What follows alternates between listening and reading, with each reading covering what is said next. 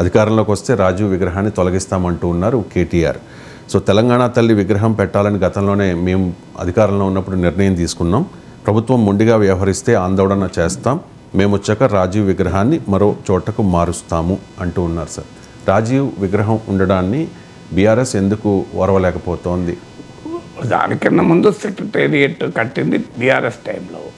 అప్పుడు వాళ్ళు ఏదైనా విగ్రహం పెడితే ఇప్పుడు తీయాల్సిన అవకాశం కూడా ఉండేది కాదు.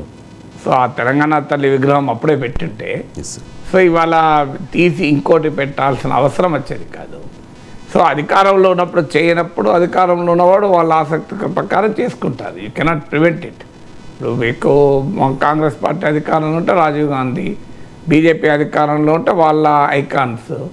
సో ఎవరి ఐకాన్స్ వాళ్ళు పెడతారు. ఇప్పుడు కొత్తపల్లి జయశంకర్ సారు తెలంగాణ వచ్చాక ఎక్కడ ఆయనకు ఒక అగ్రికల్చర్ యూనివర్సిటీ తప్ప పెద్దగా గుర్తింపు వచ్చింది ఏమీ ఉండదు.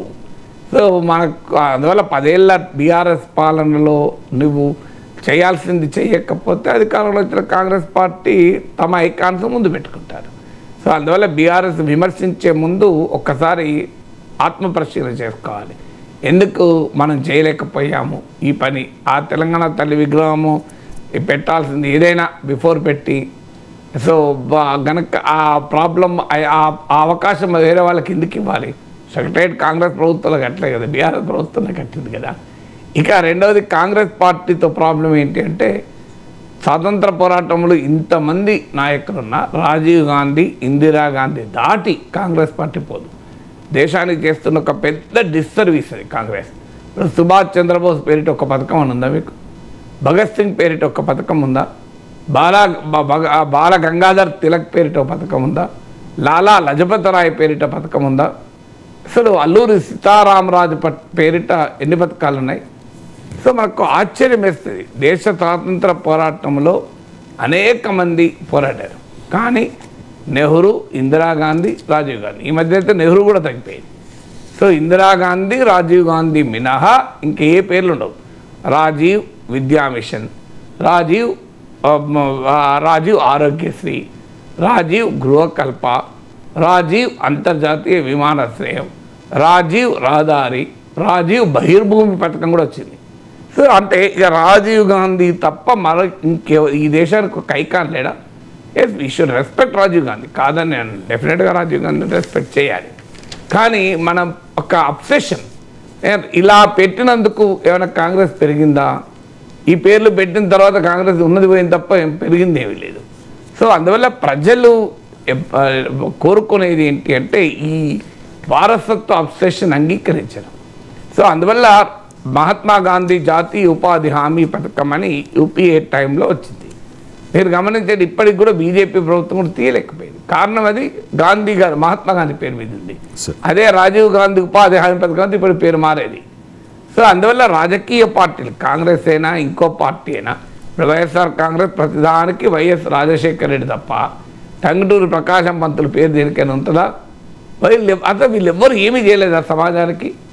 సో ఈ రకమైనటువంటి స్వభావమే ఇప్పుడు సమస్య వస్తుంది. తెలుగుదేశం వచ్చిందంటే ఎన్టీ రామారావు పేరు లేదా చంద్రన్న పేరు, మీకు ఇంకోరు పేర్లు ఎవరైనా ఉంటాయా?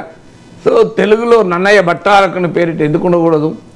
సో అసలు సమాజానికి, తెలుగు సమాజంలో చాలా ఐకానిక్ కృషి చేసిన వాళ్ళు చాలామంది ఉన్నారు కదా. అంటే రాజకీయ పార్టీలు, నేను ఈ పార్టీ ఆ పార్టీ అని చెప్పడం లేదు, రాజకీయ పార్టీల స్వభావమే అలా ఉంటుంది, అది కాంగ్రెస్ అయినా ఏ పార్టీ అయినా. సో అందువల్ల ఆ ప్రశ్న ఇంకో మూడో పాయింట్ ఏంటంటే అస్తిత్వం.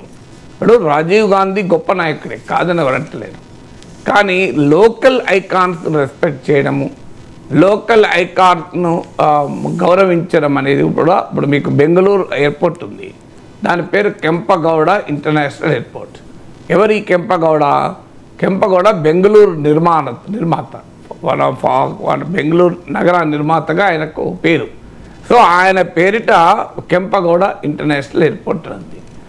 ఇక్కడ కూడా మళ్ళీ మనకు రాజీవ్ గాంధీ ఇంటర్నేషనల్ ఎయిర్పోర్ట్ పెట్టుకున్నాం తప్ప ఓ తెలుగు సమాజానికి ఒక ఐకానిక్ కృషి చేసినటువంటి ఒక నాయకుడి పేరు ఎందుకు పెట్టలేకపోయాము? సో అందువల్ల ఈ ప్రశ్న అనివార్యంగా వస్తుంది. కానీ ఇంటర్నేషనల్ ఎయిర్పోర్ట్ పేరు మార్చగలిగితే బీఆర్ఎస్ 10 ఏళ్ళ అధికారంలో ఎందుకు మార్చలేదు? అందువల్ల అది అంత సులభం కాదు.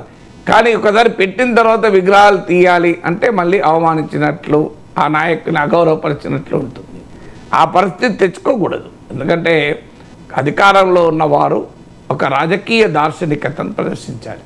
సో అందువల్ల రాజీవ్ గాంధీ విగ్రహము అంటే రాజీవ్ గాంధీ ఆదర్శంగా తీసుకునే రాజకీయ పార్టీ పాలించవచ్చు, కానీ తెలంగాణ ఐకానిక్ సింబల్స్ ఉండడం వల్ల అది ఇంకా ఎక్కువ అడ్వాంటేజ్గా ఉంటుంది.